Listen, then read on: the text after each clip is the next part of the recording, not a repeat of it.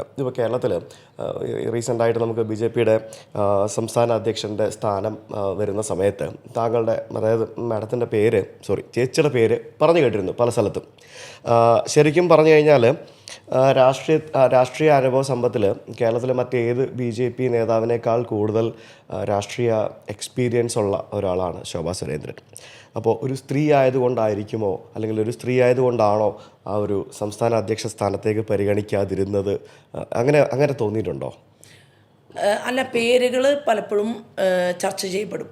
അപ്പോൾ പക്ഷേ ഒരു 3 പേരുണ്ടാവും, ആകെ ഒരു കസേരയേ ഉള്ളൂ.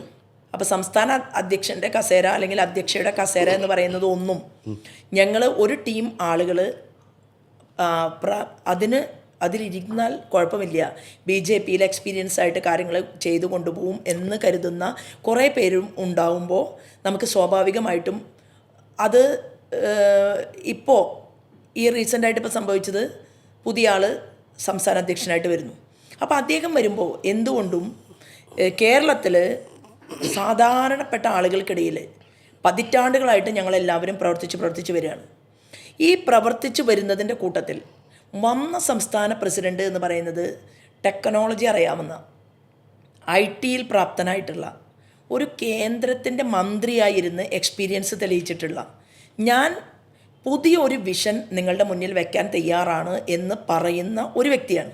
അപ്പോൾ അതിൽ ഞാൻ സന്തോഷിക്കുന്നു. കാരണം സംസ്ഥാന അധ്യക്ഷ അല്ലെങ്കിൽ അധ്യക്ഷയുടെ ഒരു കസേര നമുക്ക് കിട്ടാൻ, അതായത് ഇരിക്കാൻ ഇനിയും സമയമുണ്ടല്ലോ. ഞാനിവരിലൊക്കെ ചെറുതാണ്.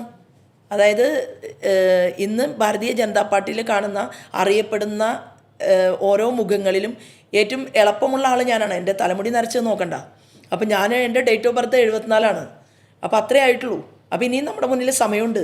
അതുകൊണ്ട് അതിനെ ഒരു പുതിയൊരാൾ വന്നു അല്ലേ, നല്ലൊരു കാര്യമായിട്ട് ഞാൻ കണക്കാക്കുകയാണ്. കാരണം ഞങ്ങളെല്ലാം തന്നെ ഗോതയിൽ ഇറങ്ങിക്കഴിഞ്ഞു. അപ്പോൾ പ്രത്യേകിച്ച് ആ ഒരു രാഷ്ട്രീയത്തിൻ്റെ മുന്നേറ്റത്തിൽ ഞങ്ങളുടെ പുതിയ സംസ്ഥാന അധ്യക്ഷനും ഞങ്ങളെല്ലാവരും ചേർന്ന്, കേരളത്തിൻ്റെ ഓരോ മുക്കും മൂലയും പരിചയമുള്ള ഞങ്ങൾ കുറച്ച് പേർ ചേർന്നുകൊണ്ട് അദ്ദേഹവും കൂടി കൈകോർത്ത് പിടിക്കുമ്പോൾ വലിയൊരു മൂവ്മെൻറ്റ് ഭാരതീയ ജനതാ പാർട്ടിക്ക് ഉണ്ടാവണം എന്നുള്ളതാണ്. സംസ്ഥാന അധ്യക്ഷൻ്റെ അല്ലെങ്കിൽ അധ്യക്ഷയുടെ ആ ചെയറിനേക്കാൾ അപ്പുറം നമുക്ക് ഈ നാടിനെ ഒരുമിച്ച് നിന്ന് എല്ലാവരുടെയും ശക്തി കൊരുത്തെടുത്തുകൊണ്ട് നമുക്ക് ഈ നാടിനെ മാറ്റിമറിക്കാനുള്ള ഒരു അവസരം കഴിഞ്ഞ പാർലമെൻറ്റ് തെരഞ്ഞെടുപ്പിൽ ആളുകൾ തന്നിരിക്കുകയാണ്. വലിയൊരു മാറ്റമാണ് കേരളത്തിലുണ്ടായിട്ടുള്ളത്. അപ്പോൾ ഇത്രയധികം വോട്ടിംഗ് പെർസെൻറ്റേജ് ഞങ്ങളെ ഏൽപ്പിച്ചിട്ട് ഇന്ന് തന്നെ ഇപ്പോൾ തെരഞ്ഞെടുപ്പിൽ മത്സരിക്കുന്ന ആളുകളുടെ എണ്ണം നോക്കിക്കഴിഞ്ഞാൽ മാർക്സിസ്റ്റ് പാർട്ടിയുടെ ചിഹ്നത്തിൽ മത്സരിക്കുന്നതിനേക്കാൾ, കോൺഗ്രസിൻ്റെ ചിഹ്നത്തിൽ മത്സരിക്കുന്നതിനേക്കാൾ കൂടുതൽ ആളുകൾ താമര ചിഹ്നത്തിൽ മത്സരിച്ചിട്ടുണ്ട്. അപ്പോൾ അത് ഒരു വലിയൊരു മൂവ്മെൻറ്റാണ്. ആ മൂവ്മെൻറ്റിനെ വരാൻ പോകുന്ന ദിവസങ്ങളിൽ ഒരു എളുപ്പവഴിയുമില്ല എന്ന് ഞങ്ങളുടെ പ്രധാനപ്പെട്ട യോഗത്തിൽ അമിത്ഷാജി പറഞ്ഞു കഴിഞ്ഞു.